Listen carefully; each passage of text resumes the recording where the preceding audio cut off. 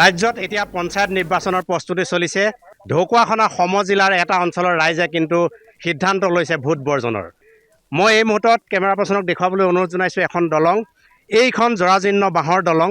আজি দেশে স্বাধীনতা লাভ কৰা ৭৬টা বছৰ অতিক্ৰম কৰাৰ পিছতো ঢকুৱাখানা সমজিলাৰ মৰনৈ গাঁও পঞ্চায়তৰ বৰজোল গহৰাণী গাঁৱৰ ৰাইজে উন্নত পথৰ মুখ নেদেখিলে, উন্নত যাতায়াত ব্যৱস্থাৰ মুখ নেদেখিলে আৰু তাৰ বাবেই এই অঞ্চলৰ ৰাইজে আজি প্ৰতিবাদ সাব্যস্ত কৰিছে আৰু অনাগত পঞ্চায়ত নিৰ্বাচন তেওঁলোকে বৰ্জনৰ হুংকাৰ দিছে। আৰু এইদৰেই সেই অঞ্চলৰ ৰাইজে তেওঁলোকৰ গাঁৱলৈ যোৱা যি পথ আছে সেই পথৰ দলঙৰ মূৰত এনেধৰণৰ পোষ্টাৰ আঁৰি দিছে, ৰাজনৈতিক দল তথা নেতাৰ প্ৰৱেশ নিষিদ্ধ আৰু আগন্তুক পঞ্চায়ত নিৰ্বাচন বৰ্জন। ঢকুৱাখানা বিধানসভা সমষ্টিৰ মৰনৈ গাঁও পঞ্চায়তৰ অন্তৰ্গত বৰজোল গহৰাণী গাঁওখনৰ মূল যি যোগাযোগৰ পথ, সেই পথৰ উন্নয়ন আৰু দলং পকী নোহোৱাৰ পৰ্যন্ত এই অঞ্চলৰ ৰাইজে তেওঁলোকে ভোট বৰ্জনৰ সিদ্ধান্ত গ্ৰহণ কৰিছে।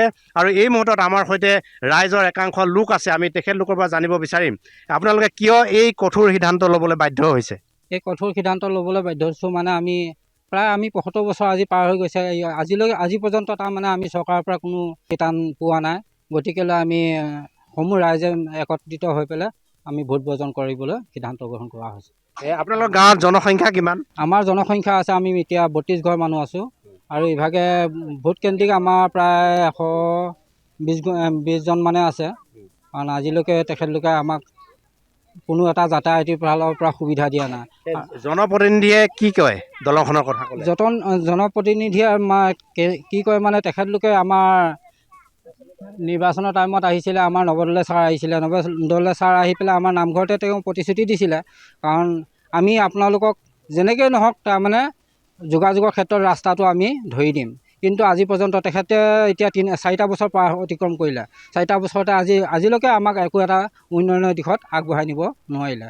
গতিকেলৈ আমি এইবছৰ অনিৰ্দিষ্ট কাললৈকে আমি ৰাইজে মানে ভোট বৰ্জনৰ সিদ্ধান্ত গ্ৰহণ কৰা হৈছে।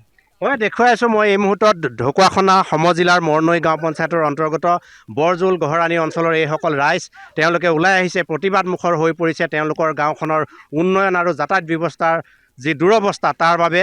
আৰু সেয়ে এইবাৰ পঞ্চায়ত নিৰ্বাচনৰ পূৰ্বে এনেধৰণৰ পোষ্টাৰ আঁৰি তেওঁলোকে ভোট বৰ্জনৰ হুংকাৰ দিছে।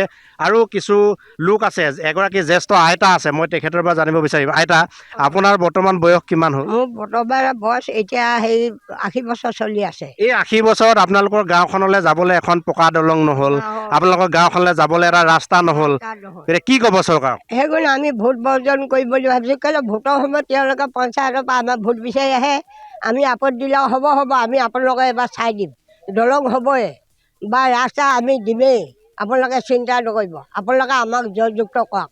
এই আমাক কেলে মানে আজি অত বছৰ আমাক ভোট লৈ আছে, তেওঁলোকে কোনো এটা সা সুবিধা নিদিলে, তেনেকুৱা কৰে। এই মৰনৈ পঞ্চায়তে আমাক বহুত ঠগি সেইটো কৰিছে। পঞ্চায়ত আচলতে গুৰিৰ পৰা নিদিয়ে নে পঞ্চায়তৰ পৰা আমাৰ কাৰণে নাকান্দে নি, আমি এতিয়া কেনেকৈ জানিম। MLA আহিছে নে আপোনালোকৰ গাঁৱলৈ? নৱদলে আহিছিলে। কি কৈছে MLA? নৱদলে আহি হৰি মন্দিৰত সোমাই তেওঁ কৈ থৈ গৈছিলে, আপোনালোকক আমি ৰাস্তাত দলং দিম, আপোনালোকে চিন্তা নকৰিব বুলি।